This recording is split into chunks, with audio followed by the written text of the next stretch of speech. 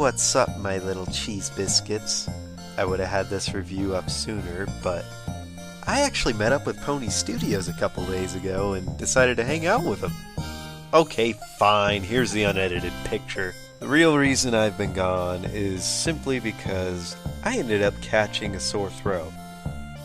And then that got better, and I caught a cold. Then that got better, and I got a cough. But during that time frame where I was sick, I was actually able to build up my hours on both the PC and the Wii U versions of this game, so I could actually deliver a better review right now. But anyway, without wasting any more time, let's get right into the review. To start off, the first thing that you'll see before you enter into any mode on this game is that you'll be able to customize your hero to your liking. There's a lot of different design options to choose from, so it probably won't take too long for you to find something that's cool to you. And if you really feel like it, you can even make yourself completely invisible. Try playing through a level like that. It's actually pretty challenging to do. Now I think it would be best if I just went down the list of options on the main menu. So that means the first mode I'll be talking about is actually the arcade mode. To me, this is the best part about Cloudberry Kingdom. When you first play through arcade mode, you'll probably notice that not all the options are there yet. That's because you have to do some stuff in Escalation before you'll be able to unlock every single mode within the game. In Escalation, the goal is rather simple. Just get through as many levels as you can while grabbing as many coins as you can to get the highest score possible. You'll initially start out with 15 lives, but if you collect at least 25 coins, then you'll be able to get a 1-up basically. When starting out in Escalation, there's really only one type of play, which is just your standard run and jump. But as you clear more levels within a single playthrough, you'll be able to unlock more modes that alter the way you play. The first of these unlockables is Jetman, which allows you to use a jetpack throughout each of the levels. If you can use a jetpack pretty well, you'll also be able to unlock a mode where you're on a pogo stick that constantly bounces. If you can successfully ride that pony into Ponyville, then you'll be able to take a sweet ride on a spaceship.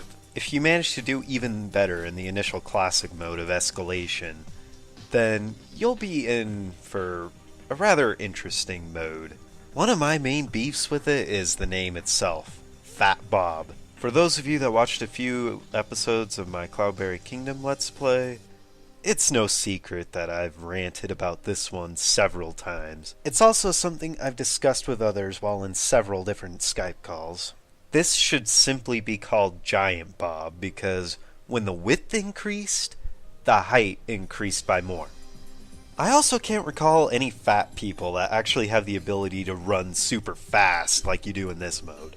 If this were really Fat Bob, the thing would be so frickin' wide that you'd just be rolling around everywhere, you know, like in those cartoons, like that one episode of Fairly Odd Parents, I believe it was, where everyone just got fat.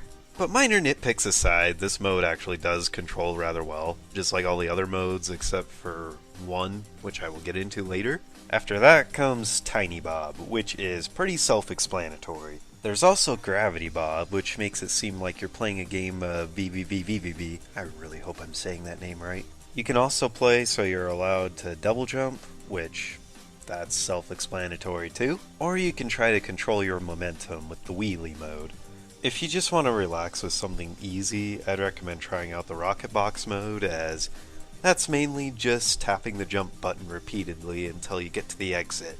The last three unlockable modes, which aren't really visible unless you see them on the Steam, PS3, or Xbox 360 leaderboards, require at least level 100 on Classic mode if you haven't gotten that already. If you can pull it off, you'll first start out by unlocking the Jetpack Wheelie mode, which is essentially a combination of a jetpack and the wheelie modes. Not much to go into detail about here, but it can be pretty challenging if you don't know how to do it. If you can get to level 100 on Jetpack Wheelie, you'll also unlock a Hero mode, which is essentially a combination of the jetpack, the bouncy, and Fat Bob modes. Which, I have to say, they're calling the horse fat now? This is ridiculous. They don't know what a fat horse looks like. This is a fat horse! And I should probably stop with these rants now because everyone's gonna think I have some sort of fat fetish. And last but not least, getting to level 100 on Hero Mode will let you unlock the final mode of Masochistic. Now this is the mode that I was mentioning is actually pretty dang challenging to control. But it's not challenging in the sense that it's bad per se, it's more or less just challenging in a way that's actually difficult. I don't know if it's because I'm a masochistic gamer or anything, but I always find myself spending the most time on this mode, even though I never really get that far. But that's Escalation in a nutshell. It's time to move on to Time Crisis. All the styles of play that you could use in Escalation mode are back in Time Crisis, so there's really not much of a difference there. The main difference comes from the fact that you're timed. As you complete levels, you'll be expected to complete them before the timer runs out.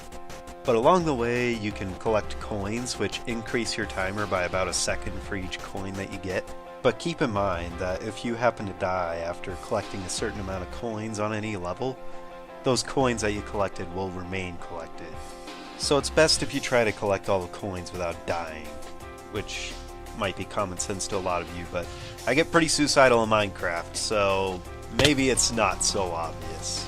Anyway, the last two modes of the arcade are similar to Time Crisis in that they're both timed.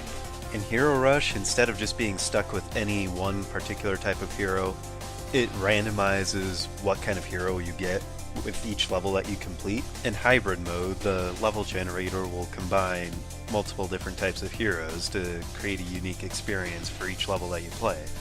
So for example, some of the levels might have you in a spaceship, but it's also bigger, which is a characteristic of Fat Bob. Hold on, I got someone trying to call me on Skype. Alright, you silly idiot.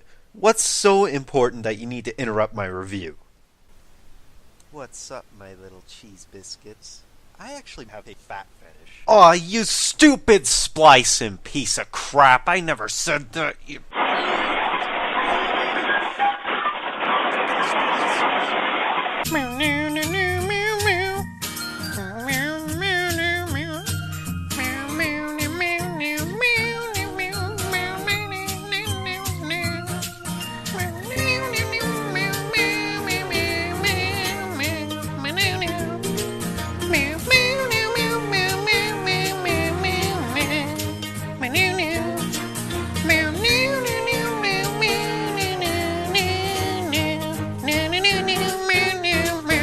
Now what was I talking about again?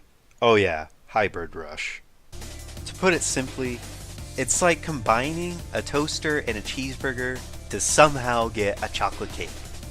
It's so delicious. So satisfying!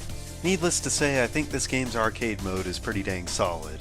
Now yes, there are some modes within the arcade that can be a little bit tricky to play with if you don't know how to do it, but with enough practice you should be able to get good at almost all the modes.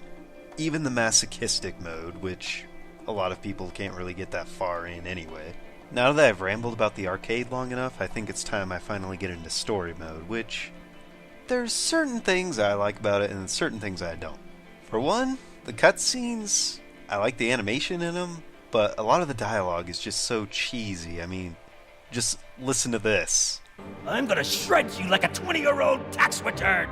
I'll admit that I laughed at it though, so it's not cheesy in the sense that it's unbearable. There's only around 6 cutscenes spread out among the first 6 chapters of the story modes, so if you're not a big fan of those cutscenes at all, you don't really have to put up with them that much. Plus, they're skippable, so there's always that plus. When playing through the story mode levels, you'll probably notice that some of them have checkpoints, unlike those found in the arcade modes. There's also a new style of play that can't really be seen anywhere else but within story mode, and that's Time Master. Honestly, I don't know why this isn't in the arcade or in free play at all. It seems like a rather interesting concept where, as you move forward, time goes forward. As you move back, time goes back. It's rather interesting, honestly. Granted, there is a workaround to get randomly generated Time Master levels within free play, but I'll get to that later. As for the rest of story mode, you'll be required to complete certain levels with certain different types of heroes like you did in various arcade modes. But just to clarify, the levels in story mode aren't randomly generated like those in the arcade mode and in free play. And even though the story mode levels are preset, I've noticed that on the PC version of Cloudberry Kingdom, the levels are actually different than the story mode levels on the Wii U version. So I think with every single iteration of the game, there's a different set of story mode levels.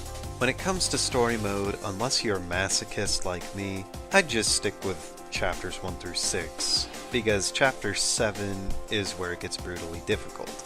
And luckily, that's not a main part of the story, because the credits actually roll before then, meaning Chapter 7 is all add-on content, basically. The last thing this game has to offer is a free play mode, which is basically a whole entire arena where you can experiment with the level generator itself. You can customize the different amounts of enemies that spawn within a level. You can also customize your own hero to have certain qualities like a certain jump height, a certain gravitational pull. There's just all sorts of variables to experiment with in this mode. And if you really want to, you can even make a level with some interesting clouds out. Yeah, very interesting. You can also save levels found here or anywhere else in the game, including story mode in the arcade, just by simply either pausing the game and hitting save level on that menu, or beating the level and there will be an option there for you to select. Pausing and saving a Time Master level within story mode is the only way to actually get randomly generated levels of this mode within free play. The downside is that you'll have to beat that same Time Master level if you want to keep playing randomly generated Time Master levels within free play. And even then you can't edit the criteria of the level like you can with all the other modes that are readily available within free play. One minor criticism I have with saving levels on the Wii U version of Cloudberry Kingdom is the fact that it can take ages to rename the level.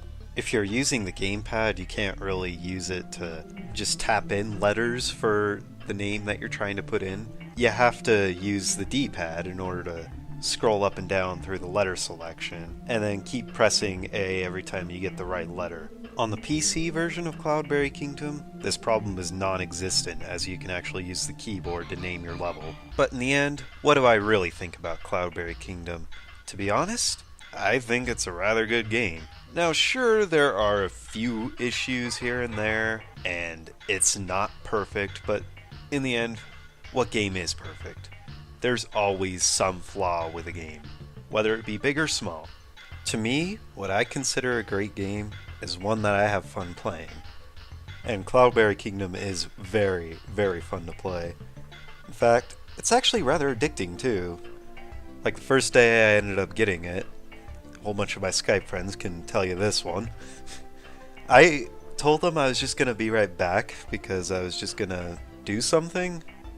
I ended up leaving the call, and I never came back. At least not on that day. Minor issues aside, they're not really enough to ruin the experience for me. In the end, if you like platformers, I would recommend that you get this game. And to Pony Studios, you really did do a great job with this. I can't wait to see what you come up with next.